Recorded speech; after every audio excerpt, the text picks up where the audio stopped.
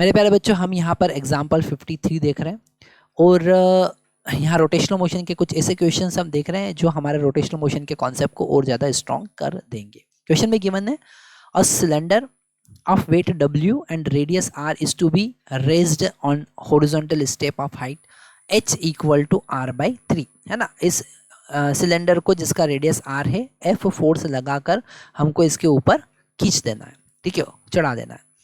A rope is wrapped around cylinder and pull horizontally, F force से हम उसको horizontally ऐसा खींच रहे हैं जैसा यहाँ पर डायग्राम में दिख रहा है। Assume there is no slipping, find the minimum value of F to raise the cylinder। इस सिलेंडर को घुमाने के लिए मिनिमम F का वैल्यू कितना होगा। तो F यहाँ पर इसको घुमाने के लिए हमको F लगाना पड़ रहा है, क्योंकि इसका वेट अपोजिट डायरेक्शन में टॉर्क लगा रहा है। जो वेट है W, अगर हम ये पॉइंट ऑफ कांटेक्ट की बात करें, है ना, ये जो एज है पॉइंट ऑफ कांटेक्ट है, इसके अबाउट इसको घुमाना है, मान लेते हैं P के अबाउट घुमाना है, तो W जो है उसको एंटी क्लॉकवाइज डायरेक्शन में टॉर्क प्रोवाइड करेगा। तो ये एंटी क्लॉकवाइज डायरेक्शन का टॉर्क है और F की हेल्प से हमें इसको क्लॉकवाइज डायरेक्शन में घुमाना है, तो ये क्लॉकवाइज डायरेक्शन का टॉर्क होगा। और यहाँ पर अगर F का मिनिमम वैल्यू हमें फाइंड करना है तो ये F का जो टॉर्क है वो W के टॉर्क के बराबर होना चाहिए। तो यहाँ पर अगर हम बात करें बैलेंसिंग ऑफ टॉर्क, ठीक है, बैलेंसिंग ऑफ टॉर्क की हम बात करें अबाउट P, ओके।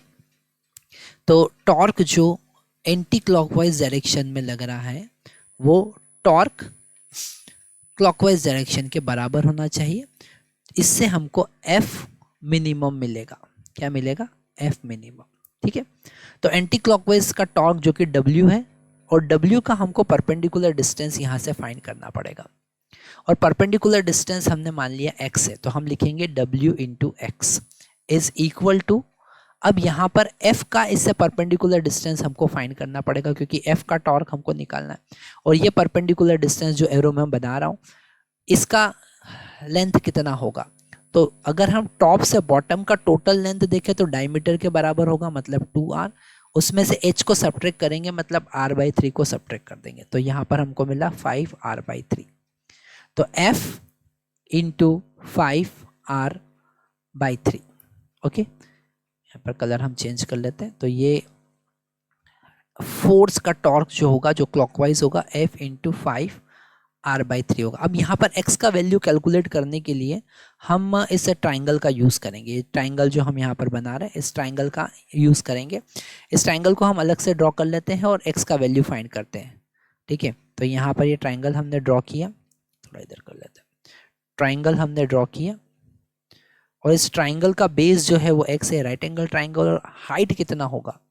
हाइट यहाँ पर अगर हम r से h को सब्ट्रैक्ट कर देते हैं, मतलब r/3 को सब्ट्रैक्ट कर दें, मतलब 2r/3 इसका हाइट होगा और हाइपोटेनियस r होगा। x का वैल्यू कैसे निकालेंगे? हाइपोटेनियस का स्क्वायर माइनस हाइट का स्क्वायर, दैट इज 2r/3 का होल स्क्वायर, ओके, और इसका रूट। इसे कैलकुलेट करेंगे तो हमको मिलेगा √5r/3, ओके। ये कैलकुलेशन हम कर सकते हैं, 9 होगा, 9 - 4 दैट इज 5, तो √5। तो यहाँ पर W into √5r/3 is equal to F into 5r/3 हमको मिला। Definitely r will cancel out and 3 also will cancel out and 5 will be F will be equal to W √5 divided by 5, that will be equal to W by √5, okay. तो यहाँ पर हमने balancing of torque का concept use करके minimum F निकाला। This F is the minimum F that required to rotate this cylinder up, okay, on the step. अच्छा, यहाँ पर हमने जो कॉन्सेप्ट यूज़ किया है वो टॉर्क का कॉन्सेप्ट यूज़ किया है। जब किसी बॉडी पर मल्टीपल फोर्स लगते हैं अलग अलग डायरेक्शन में, तो कुछ फोर्स उसको क्लॉकवाइज डायरेक्शन में रोटेट करेंगे, कुछ एंटी क्लॉकवाइज डायरेक्शन में रोटेट करेंगे। यहाँ पर फोर्स का डायरेक्शन और टॉर्क का डायरेक्शन हमको समझना पड़ेगा। जैसे W जो है उसका डायरेक्शन वर्टिकल डाउनवर्ड था पर वो एंटी क्लॉकवाइज डायरेक्शन में टॉर्क लगा रहा था। F का जो फोर्स है, टॉर्क है, जो फोर्स का डायरेक्शन है वो हॉरिजॉन्टल है, पर वो उसको क्लॉकवाइज डायरेक्शन में रोटेट कर रहा था, और हमने दोनों को इक्वेट कर दिया। तो यहाँ पर टॉर्क का कॉन्सेप्ट बहुत अच्छे से हमको समझना पड़ेंगे।